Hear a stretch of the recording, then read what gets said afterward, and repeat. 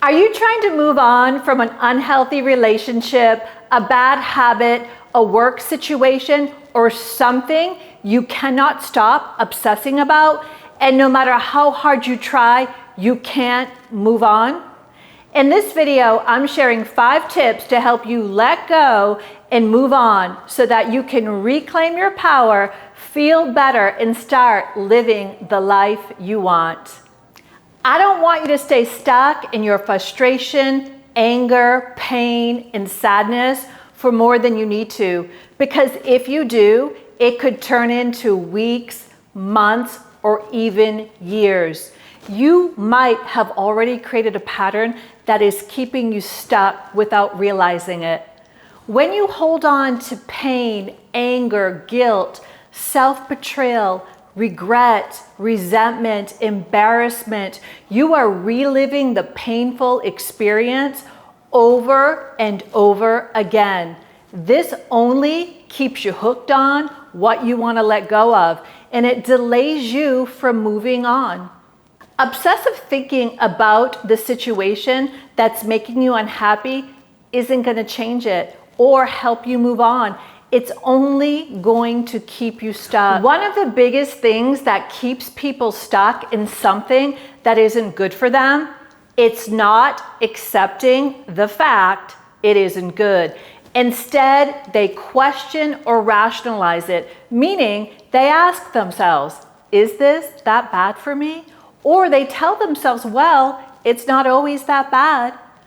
Questioning or trying to justify something, it only keeps you stuck. And both are stall tactics, because the reality is once you accept something is no longer in your best interest, you can't ignore it. It will force you to make a change, and change can be uncomfortable. But you have to ask yourself, what's more uncomfortable? Being in a place that you don't want to be, or making change to better your life? Now let's dive into my 5 tips to help you move on.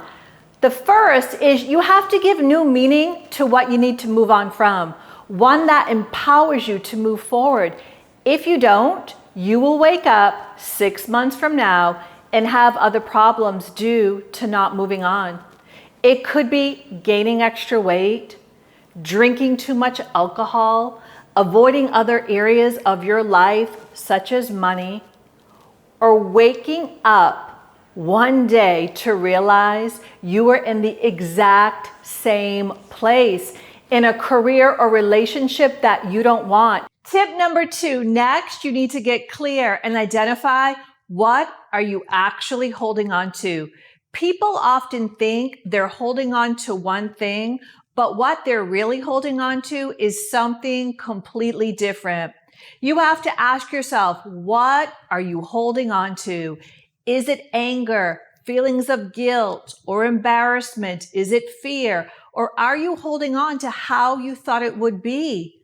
Or are you distracting yourself, holding on because you're avoiding facing something in your life? Tip number 3, you must decide who you want to be now and going forward. Do you want to be empowered or disempowered? Do you want to be wrapped up in the drama of the bad habit, relationship, the work situation?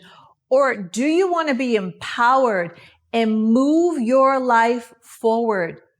Your decision of who you want to be can either keep you stuck, or it can empower you to see that moving on is an opportunity for something better. Instead of looking at what you'll lose, you must get clear on how your life will improve by letting go and moving on. If you let go of the career you don't like, the bad habit, the past hurt, you will open yourself up to something new and better for your life. It could be a new career, new healthy habits, or doing something you've always wanted to do, like taking a trip. It could be opening yourself up to a healthy relationship one that you deserve. All of which will bring you better experiences and greater happiness. By acknowledging how your life will improve from letting go, your energy will begin to align with moving forward, and you'll start to take new action that's going to help you create exactly what it is you want in your life. Number 4, this is about your mindset. The longer you stay stuck obsessing about things that have happened or doing things you know aren't good for you, you end up training your mind to be in a pattern that only keeps you doing the things that keep you stuck. Your mindset profoundly influences how you look at life and the results you create in your life. If you have learned to train your brain to feel sad, anxious, fearful, angry, stressed, or hopeless, then you can train your brain to feel joy, passion, and to feel strong. And here's how. You have to start paying attention to your mind. And when it's starting to go into a dark trap, then redirect your mind to focus on empowering thoughts. And you're going to know when you've shifted your mind because you will start to feel empowered, lighter, freer, instead of feeling fearful and stuck. Tip number 5 is to up-level. Up-leveling yourself means transforming or growing in a previously stagnant area.